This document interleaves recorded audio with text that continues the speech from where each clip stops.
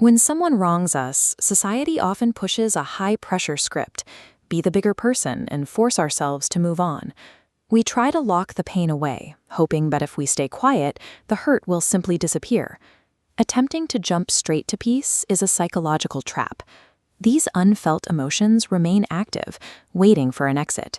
If we try to bypass the anger or disappointment, the energy of that event has nowhere to go. This excerpt from the course materials explains that carrying resentment is like drinking poison and hoping someone else gets sick. The anger takes up physical residence inside your own body, poisoning your thoughts and your health. This manifests as tightened shoulders, knots in the stomach, and disrupted sleep. Over time, the stress chemicals stay high, which can eventually weaken the entire immune system. The physical body keeps the score of every unfelt hurt. True forgiveness becomes impossible when the physical strain of the past is still dictating your present health. Meaningful healing requires a shift in how we view the problem. Forgiveness functions as a specific form of grieving for something we lost. We have to drill down beneath the event to find the basis of the hurt.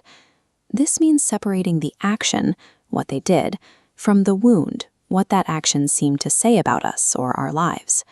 This is the expectation gap. It represents the heavy, painful void between the reality we hoped for and the reality we actually received. If a friend betrays you, the deepest wound is the grief that the relationship wasn't as safe or loyal as you believed. You are mourning the loss of the friendship you thought you had. When a parent offers harsh criticism, the pain stems from the grief that they couldn't love and affirm you the way you needed. A struggle to forgive is usually a struggle against the death of our own expectations. We are clinging to a version of the story that didn't happen, rather than processing the one that did. These painful emotions, anger, sadness, and fear, behave like visitors knocking at your front door. If you ignore them and refuse to acknowledge the broken expectation, they pound harder. They demand more energy, and eventually begin to control your subconscious thoughts. Opening the door means bravely looking at the broken expectation and allowing the feeling to be seen. You give the emotion a seat at the table. Once an emotional visitor is acknowledged, it loses its urgency. The pounding stops, the tension begins to ease, and the emotion can eventually move on.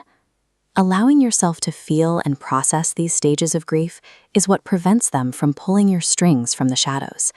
Facing these feelings allows you to move through them in a safe, contained environment. You can experience the wave of grief or fear without being overwhelmed by it. This starts by giving yourself permission for total honesty. You create a space where the truth of the hurt can exist without judgment. The course provides specific practices for this. You can speak the feelings out loud or write them down uncensored to discard later.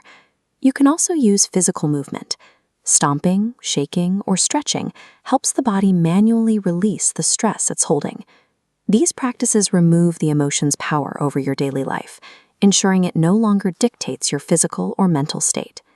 Naming the grief and releasing the unmet expectations is the only way to make permanent space for peace. If you are ready to set down that burden and live with a lighter heart, the path to healing is ready for you. You can find the full course, Forgiving the Unforgivable, inside the Granny Wisdom Hippie Vibes community on School.com. Forgiveness is a gift you choose to give yourself.